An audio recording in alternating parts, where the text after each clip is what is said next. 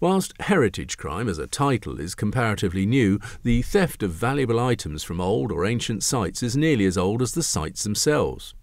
Any crimes committed against listed buildings, monuments or our general historical environment comes under the heading of heritage crime. One of Constable Nick Hanson's responsibilities is the prevention of the crimes themselves and taking action to reduce the opportunities for thieves. When we're talking about heritage crime, we're talking about any crime that damages the assets of a historical environment. That can take many forms. It can be actual damage to historical buildings. It can actually be theft from historical sites. Certainly we know that 35% of all churches in England, such as this church, have been subject to some form of damage to it. And we also know that 14% of churches in England have been subject to metal theft. In relation to theft, we also are aware of night hawking, which is the illegal metal detecting that goes on specific sites. Some of those are scheduled sites, some of those are as yet undiscovered sites.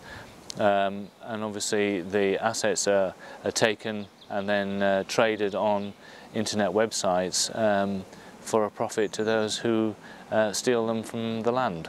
Because of the rise in base metals and the desire for the emerging economies to consume that metal, then churches and other historical buildings are often the target, and quite easy targets, unfortunately, for those metal thieves.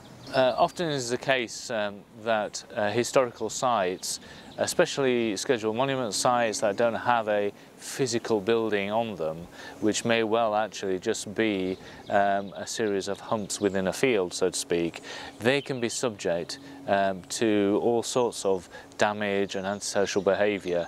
We know that at least 12% of historic sites, and these range from prehistoric mounds through to Roman burial sites, are subject to some form of antisocial behaviour, in the sense of either fly tipping or being churned up by motocross rallies and similar vehicle misuse on the site. I mean, we, from a crime prevention point of view, tend to recommend unique marking solutions which are readily available out on the market, which help us identify where certain lead may well have come from or certain metals may have come from.